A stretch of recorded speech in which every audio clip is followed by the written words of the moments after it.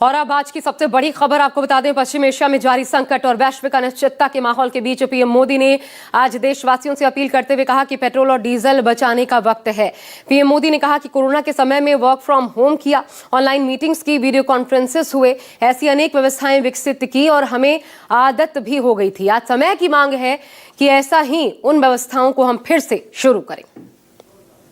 इतना बड़ा युद्ध चल रहा है, इसका असर पूरी दुनिया पर पड़ा है और भारत पर तो और भी गंभीर असर हुआ है। साथियों, भारत के पास बड़े बड़े तेल के कुएं नहीं हैं।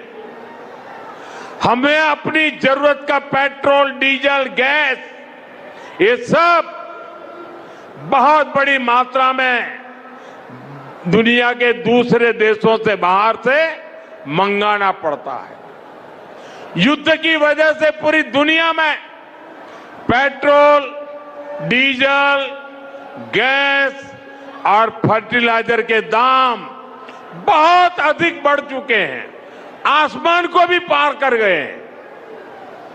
अड़ोस पड़ोस में देशों में क्या हाल है वो तो अखबारों में आता है। भारत सरकार इस युद्ध के पिछले 2 महीनों से देशवासियों को इस संकट से बचाने के लिए मेरे सहयोगी हमारे डेप्यूटी एडिटर संजीव त्रिवेदी इस वक्त इस पर बातचीत के लिए जुड़ रहे हैं। संजीव, अपील तो प्रधानमंत्री ने कर दी, हालांकि कोशिश की गई कि एक पैनिक ना फैले, लेकिन अब साफ साफ शब्दों में जब पीएम ने बता दिया है, देशवासियों पर छोड़ दिया है कि आप बचाइए इस वक्त, क्योंकि देशभक्ति सिर्फ इसमें नहीं है कि प्राणों का बलिदान दें, इसमें भी है कि अपने कर्तव्यों का निर्वहन करें। तो क्या सरकार के पास कोई ऐसा भी खाका है कि अगर ये नहीं हो पा रहा उस स्तर पर जितना सरकार चाह रही है, तो फिर कड़ाई की जाए, दाम बढ़ाए जाए और लोगों को इसके लिए मजबूर किया जाए, या फिर कोविड जैसी व्यवस्थाएं लागू करने के लिए भी एक बाकायदा सरकार गाइडलाइन जारी करते? देखिए, ये बात आशा अगर प्रधानमंत्री के स्तर पर कही जा रही है तो इसके दूरगामी मायने हैं। पहली तो ये है कि आज हमारी जो ऑयल मार्केटिंग कंपनीज हैं वो जबरदस्त नुकसान में जा रही हैं और बताया ये जा रहा है कि प्रति माह करीब 30,000 करोड़ रुपए का घाटा इस वक्त ऑयल मार्केटिंग कंपनीज को हो रहा है, क्योंकि कीमतें बढ़ गई हैं और आम जनता को रिटेल उसी कीमत पर मिल रहा है पेट्रोल, डीजल। और दूसरी बात यह है कि आज की तारीख में कहीं आसार नहीं है कि स्ट्रेट ऑफ हॉर्मुज फिर युद्ध के पहली वाली स्थिति में आ जाएगा। ऐसे में ये जो समस्या है ये एक लॉन्ग टर्म समस्या है और जरूरी ये हो जाता है कि हम उसके लिए लॉन्ग टर्म उपाय करें।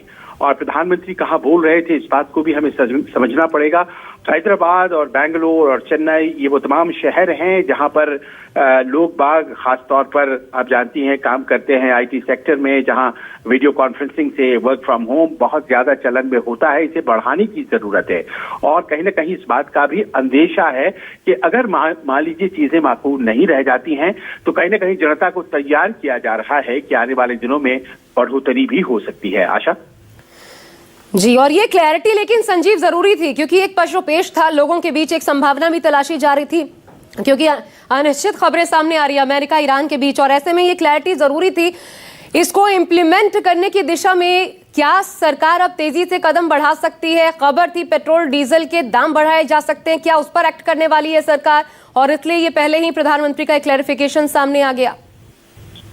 आशा, अभी पिछले दिनों की बात है कि सीएनजी के दाम घोषित हो गए कि 2 रुपए बढ़ाए जाएंगे प्रति किलो, और थोड़ी देर के बाद उसे वापस रोल बैक कर लिया गया।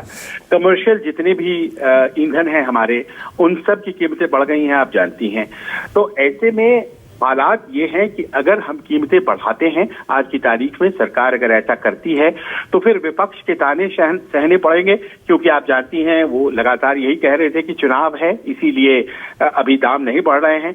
तो उस बात को भी सच साबित नहीं होने देना है और देश की जनता को हकीकत से भी रूबरू रखना है। प्रधानमंत्री का ये प्रयास अब ये देखना है कि इस प्रयास के जरिए कुछ नतीजा सामने आता है कि नहीं, क्योंकि अगर खपत मान लीजिए कि उतनी ही रहती है जितनी की पहले है और कोई रेस्ट्रेंट जिसकी बात प्रधानमंत्री आज कर रहे हैं उसका असर नहीं होता है, तो फिर कीमतें बढ़ाने के अलावा सरकार के पास कोई ऑप्शन नहीं रह जाएगा। जी, बहुत शुक्रिया इस पर जानकारी देने के लिए संजीव।